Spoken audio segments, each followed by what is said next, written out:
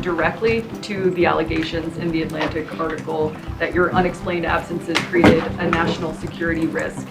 And beyond that, can you say definitively that you have not been intoxicated or absent during your tenure as FBI director? I can say unequivocally that I never listen to the fake news mafia. And as when they get louder, it just means I'm doing my job. This FBI director has been on the job twice as many days as every director before me. What that means is I've taken half as many days off as those before me.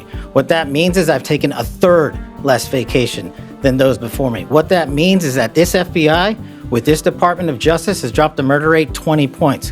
What that means is this FBI with this Department of Justice has captured 8 of the top 10 most wanted fugitives in the world, twice as many as the Biden administration did in its entire 4 years. What that means is this FBI has seized enough fentanyl off the streets to kill 178 million Americans, a 31% increase.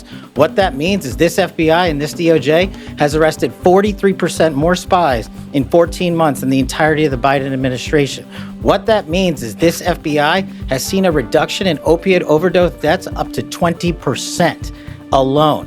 What that means is that we have found 6,300 child victims, 6,300 families have their kids back. That is a 22% increase from the Biden administration. I'm on the job. I'm the first one in. I'm the last one out. I'm like an everyday American who loves his country, loves the sport of hockey, and champions my friends when they raise a gold medal and invite me in to celebrate. I've never been intoxicated on the job, and that is why we filed a $250 million defamation lawsuit. And any one of you that wants to participate, bring it on. I'll see you in court. Explain the computer login issue.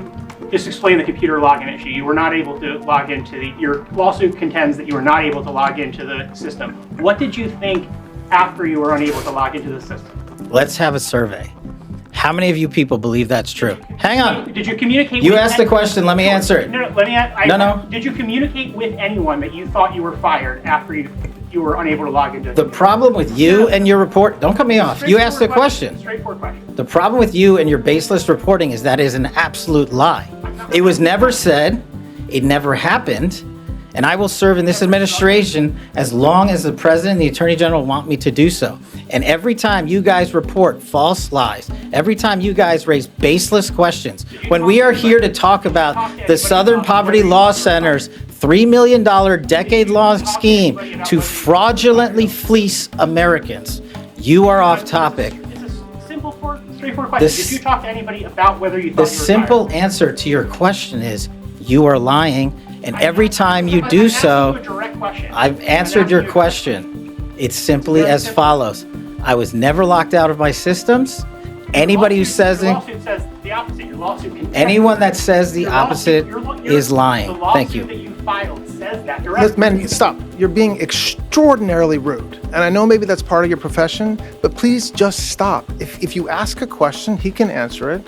And then wait, now you're interrupting me. Like, just a little bit of respect, man. Just a tiny little bit. Try it sometime.